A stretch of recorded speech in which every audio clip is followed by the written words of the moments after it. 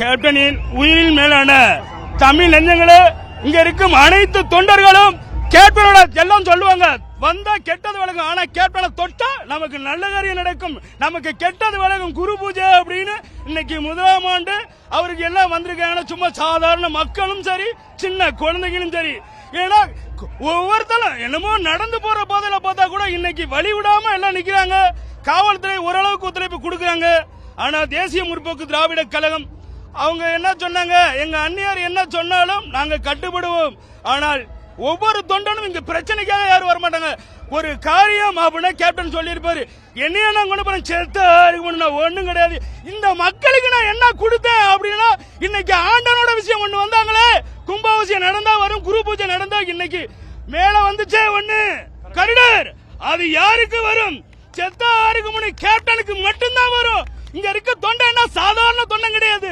ஆனா இன்னைக்கு அவர் மறைஞ்சாலும் 2026 எல்லாம் யோசிச்சுக்கிட்டே இருக்கணும் மக்களே. மரணங்கிறது வேற, மாற்றங்கிறது வேற. ஏன்னா கேப்டன் சொல்லிடுற ஆலமரத்துக்கு ஆணி வேறு பண்ண ஒண்ணும் கிடையாது. கேப்டன் வாழ வைக்க வந்த வாழ மரம் எல்லா பேரும் வெட்டி அஞ்சாலும் தானா நிப்பாரு. ஆன்மா பார்க்கும் இங்க இருக்கும் தொண்டர்கள் எல்லாம் சாட்சி. ஆனா ஒற்றுமையில வேற்றுமை கிடையாது, வேற்றுமையில ஒற்றுமை தான். என்ன கல்லர் படத்துல கூட சொல்லியிருப்பாரு, கொடுக்கறது இடது கையில கூட வலது கைக்கு தெரியக்கூடாது. ஏன் அப்படி? ஏன் மக்கள் நான் என்னையா சம்பாரிச்சு நான் என்னையா வச்சுக்கிட்டு நான் என்ன கொடுத்தாலும் சரி, இன்னைக்கு நான் ஒருவேளை சாப்பாடு, அன்னைக்கு நான் வறுமையில இருந்தேன். ஆனா இன்னைக்கு என் தொண்டர்கள் யாரும் வறுமையில கஷ்டப்பட்டு இன்னைக்கு எவ்வளவோ முயற்சி செஞ்சாலும் அந்த தொண்டனுக்கு ஆட்சியில உட்காராம போனார் எங்க கேப்டன். ஆனா உங்களோட முயற்சி ஒண்ணு இருக்கு மக்களே, ஆட்சியில உட்கார வைக்கிறது நீங்க தான். ஆனா மாற்றத்தை உருவாக்குங்க. ஏன்னா எல்லாரும் வந்துட்டு போனாங்க. அன்றைக்கு ஜெயலலிதா அவர்கள் ஒரு பெண்மணி தான், ஆனா அதே பெண்மணி இன்னைக்கு பிரேமலதா அவர்களும் ஒரு பெண்மணி தான். ஒரு வாய்ப்பு கொடுங்க, எந்த கட்சி வச்சாலும் சரி. தேசிய முற்போக்கு திராவிட கழகம் உட்கார்ந்து கேப்டன் அன்னைக்கே சொல்லியிருப்பாரு, இருக்கிறவங்களுக்கு கேட்ட இல்லன்னு சொல்ல மாட்டாரு. என்னையா நான் அப்ப கூட சொல்லியிருப்பேன். ஏன்னா மக்களுக்காக செய்யறப்ப கூட ஒரிசா மக்களுக்கு போய் கேப்டன் செய்வாரு. அப்ப கூட ஒருத்தர் இடையில சொன்னாங்க, இவரு கேப்டன் ஓட்டுக்காக. ஐயா, தமிழ்நாட்டு மக்கள் தான் ஓட்டு போட போறாங்க. ஒரிசா என்னோட மனிதாபிமானத்தை செய்யற கூட கொச்சப்படுத்தினாங்க.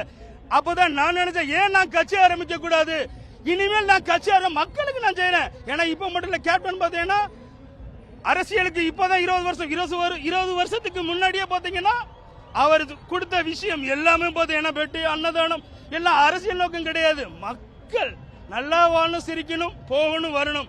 ஆனால் அவர் செய்த கொச்சப்படுத்தி பார்த்தீங்கன்னா இன்னைக்கு தமிழ்நாட்டில் சிறந்த ஒரு தலைவன், நல்ல தமிழ் என்று சொல்லடா, தலை நிமிர்ந்து நில்லடா என்ற மக்களுக்கு உருவாக்கின ஒரு தமிழனாக இன்னைக்கு எல்லாரும் பார்த்துட்டு இருக்கிறாங்க. உத்து பார்க்கும் அந்த சூரியனை யோசிச்சாலும் சரி, இந்த பூமி யோசிச்சாலும் சரி.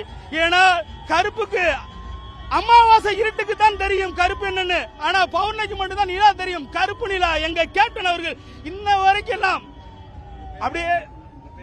எங்க பேரு அந்தலூர் 4வது வார்டு ஜியபுரம். கேப்டன் எங்க ஏரியாவுக்கு வரப்ப மக்களுக்காக செஞ்சாப்ல. கேப்டன் எங்களுக்கு எல்லாருக்குமே அவ்வளோ பிடிக்கும். யாருக்காகவும் நாங்க வரல, எங்களோட உண்மையான அன்புக்காக நாங்க வந்திருக்கோம். இவ்வளோ மக்கள் இவ்வளோ பேர் வந்திருக்காங்கன்னா அவ்வளோ பேருக்கு எவ்வளோ செஞ்சிருக்கிறாரு. செஞ்சதை விட யாரும் காசு கொடுத்தோ, யாரோ 10 பைசா கொடுத்தோ அந்த மாதிரிலாம் கிடையாதுங்க. அவரோட உண்மையான அன்பு. செய்திகளை உடனுக்குடனும் துல்லியமாகவும் தெரிந்து கொள்ள சப்ஸ்கிரைப் பண்ணுங்க.